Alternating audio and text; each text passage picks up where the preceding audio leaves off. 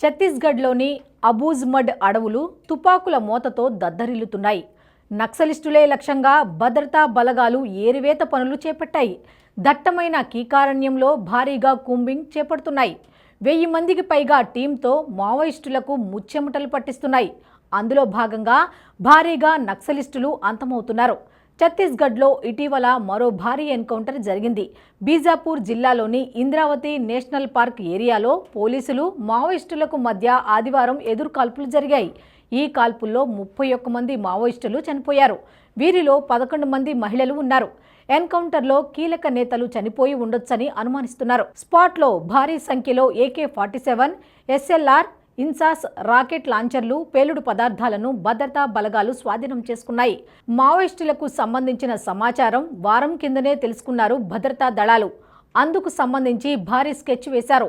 మహారాష్ట్ర, ఛత్తీస్గఢ్ బోర్డర్లోని బీజాపూర్ జిల్లా పర్సేఘడ్ పరిధి Indravati national park ఏరియాలో మావోయిస్టులు సమావేశమవుతున్నారని ఇంటెలిజెన్స్ వర్గాలకు వారం కిందనే సమాచారం అందింది. దీంతో జాయింట్ ఆపరేషన్ చేపట్టేందుకు 2 రాష్ట్రాల పోలీసులు రంగంలోకి దిగారు.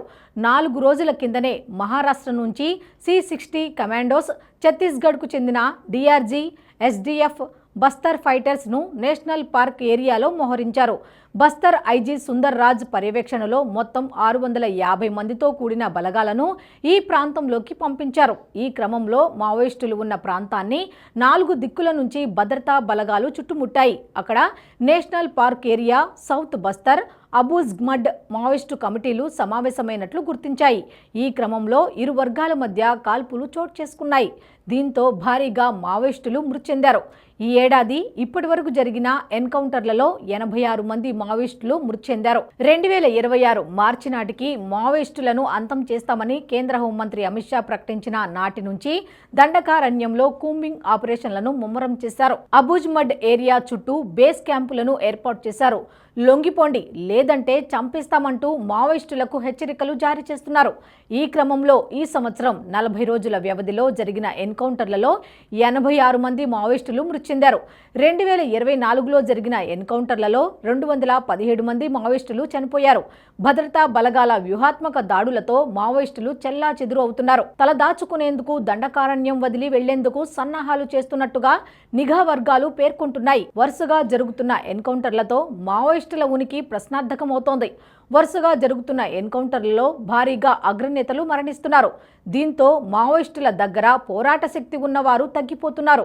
ఇప్పుడు మిగిలింది కొంతమంది మాత్రమే. వారి దగ్గర కూడా వనరుల కొరత అధికంగా ఉంది. కేంద్ర హోంమంత్రి అమిత్ షా మావోయిస్టుల అంతంపై చేసిన ప్రకటన చిన్నది కాదు. దీని వెనుక సుదీర్ఘ ప్రణాళిక ఉంది. అందుకు అనుగుణంగా అబూజ్మడ్ అడవుల్లో కేంద్ర ప్రభుత్వం అనేక చర్యలు తీసుకుంది. దీనిపై 81 Naxal deaths and counting, what explains the rise in anti Maoist operations in Chhattisgarh అనే శీర్షికన ఇండియన్ ఎక్స్ప్రెస్ సంచలన కథనాన్ని వెలువరించింది. అందులో కేంద్ర ప్రభుత్వం నక్సలిస్టులకు వ్యతిరేకంగా తీసుకున్న చర్యలను వివరించింది. ఛత్తీస్గఢ్లో నక్సలిస్టుల ప్రభావం చాలా ఎక్కువ. ముఖ్యంగా అబూజ్మడ్ అడవుల్లో వీరికి ఎంతో పట్టు ఉంది. ఈ అడవుల విస్తీర్ణం గోవా రాష్ట్రం విస్తీర్ణంతో సమానం. ఇక్కడ మావోయిస్టుల ప్రభావాన్ని తగ్గించేందుకు కేంద్ర ప్రభుత్వం ఇజ్రాయెల్ పాలసీని అమలు చేసింది. అక్కడ పోలీసు పోస్టులు, ఫార్వర్డ్ బేస్ క్యాంపుల సంఖ్యను పెంచింది. తద్వారా అడవుల్లో భద్రతా దళాల సంఖ్యను క్రమంగా పెంచుతూ వచ్చింది. 2019 నుండి 2024 మధ్య 6 సంవత్సరాలలో బస్తర్ ప్రాంతంలో ఏకంగా 100 పోలీస్ పోస్టులను ఏర్పాటు చేసింది కేంద్ర ప్రభుత్వం.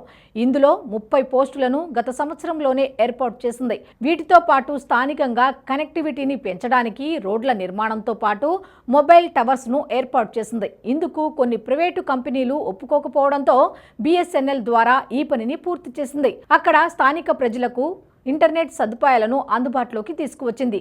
దీంతో ప్రజల మధ్య కనెక్టివిటీ పెరిగింది. ఇక కూంబింగ్ కూడా పెద్ద ఎత్తున టీంలను ఏర్పాటు చేస్తోంది కేంద్ర ప్రభుత్వం. ఒకప్పుడు కూంబింగ్ టీంలో 10ల సంఖ్యలోనే భద్రతా దళాలు ఉండేవి. దీనివల్ల పెద్ద ఎత్తున మావోయిస్టులు తారాసపడితే వారితో పోరాడటం కష్టంగా ఉండేది. ఫలితంగా ఎక్కువ సంఖ్యలో జవాన్ల మరణాలు సంభవించేవి. అందుకే ఈ విషయం పట్ల కేంద్రం ఆలోచించింది. కూంబింగ్ కోసం భద్రతా బలగాలను భారీగా పెంచితే వారిని సులభంగా తుదిముట్టించవచ్చని భావించింది. ఫలితంగా ప్రతి కూంబింగ్ టీంలో వేల మందిని కేటాయిస్తోంది. అందువల్ల భద్రతా బలగాలకు పెద్దగా నష్టమేమీ జరగడం లేదు. ఇక ప్రతి ఏటా మార్చి నెలలో నక్సలిస్టులు టాక్టికల్ కౌంటర్ ఆఫెన్సివ్ క్యాంపెయిన్ పేరిట TCOC ఆపరేషన్లను నిర్వహిస్తుంది. మార్చి నెలలో ఆకులు రాలే కాలం మొదలవుతుంది కాబట్టి దట్టమైన అడవులు పలుచబడతాయి. చెట్లకు ఎక్కువగా ఆకులు ఉండకపోవడంతో మావోయిస్టుల ఉనికిని ఇట్టే పసిగట్టవచ్చు. ఇది భద్రతా బలగాలకు అనుకూలమైన సమయం. అందుకే వీటిని అడ్డుకునేందుకు ఇదే నెలలో నక్సలైట్లు TCOC ఆపరేషన్లు చేపడతారు. వీరే అఫెన్సివ్ దాడులు చేయడం ద్వారా భద్రతా బలగాల్లో భయాన్ని కల్పిస్తారు. అయితే ఇది ఈసారి సాధ్యమయ్యే స్థితిలో లేదంటారు నిపుణులు. అందుకు కొన్ని కారణాలు ఉన్నాయి. ప్రస్తుతం నక్సలైట్లలో అగ్రనాయకత్వం కొరత వేధిస్తోంది. వీరిలో చాలా మంది ఇప్పటికే మరణించడమో లేక లొంగిపోవటమో జరిగింది. ఫలితంగా TCOC ఆపరేషన్లకు సరైన మార్గనిర్దేశనం చేసేవారు లేరు. దీంతో పాటు నక్సలిస్టులకు సరైన అంగబలం కూడా లేదు. ఒకప్పుడు నక్సలిస్టుల సంఖ్య ఎక్కువగా ఉండేది. దీని ద్వారా వీరు దాడులు నిర్వహించడానికి సరిపడా అంగబలం ఉండేది. అందులోనూ ఇటువంటి ఆపరేషన్లు చేయటానికి నైపుణ్యం చాలా అవసరం. తుపాకులు, స్నైపర్లపై మంచి పట్టు ఉండాలి. ఇప్పుడు అటువంటి నైపుణ్యం ఉన్నవారు తగ్గిపోయారని తెలుస్తోంది. దీనికి తోడు ఆయుధ సామాగ్రి కూడా గతంలో ఉన్నంతగా లేదని అర్థమవుతోంది. ఇందుకు కారణాలు అనేకం ఉన్నాయి. కేంద్ర ప్రభుత్వం మావోయిస్టులకు వ్యతిరేకంగా చేపట్టిన సుదీర్ఘ ఆపరేషన్లో భాగంగా వీరికి ఎటువంటి సౌకర్యాలు అందకుండా కట్టడి చేసింది.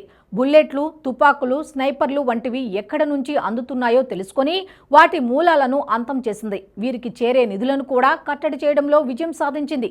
దీనికి తోడు ప్రస్తుతం భద్రతా బలగాలు చేపడుతున్న కూంబింగ్ పనుల వల్ల పెద్ద ఎత్తున అమ్యునిషన్ పట్టుబడుతోంది. ఫలితంగా నక్సలిస్టుల వద్ద గతంలో ఉన్నంతగా అమ్యునిషన్ ఇప్పుడు లేదు. దీని ద్వారా TCOCని నిర్వహించడానికి ఆయుధాల కొరత కూడా అడ్డంకిగా మారింది. అందుకే ఈ ఏడాది TCOC ఆపరేషన్లు పెద్దగా ఉండకపోవచ్చని విశ్లేషకులు చెబుతున్నారు. ప్రస్తుతం కేంద్ర ప్రభుత్వం చేపడుతున్న ఆపరేషన్ ఇలాగే కొనసాగితే నక్సలిస్టుల అంతం అనుకున్న టార్గెట్ కంటే ముందే జరిగిపోయే అవకాశం ఉందని తెలుస్తోంది. TCOC ఆపరేషన్ను గనక సమర్థవంతంగా అడ్డుకోగలిగితే కేంద్రం అతిపెద్ద విజయమే సాధించినట్లవుతోంది. ఈ వీడియో మీకు నచ్చినట్టయితే లైక్ చేయండి, 10 మందికి షేర్ చేయండి. అలాగే కామెంట్ల రూపంలో మీ అభిప్రాయాలను మాతో పంచుకోండి. Nationalist hub group of channels ను సబ్స్క్రైబ్ చేసుకుని తెలుగునాట జాతీయవాద జర్నలిజాన్ని ప్రోత్సహించండి. ఈ వీడియో కింద ఉన్న బెల్ ఐకాన్ పై క్లిక్ చేయడం మర్చిపోవద్దు.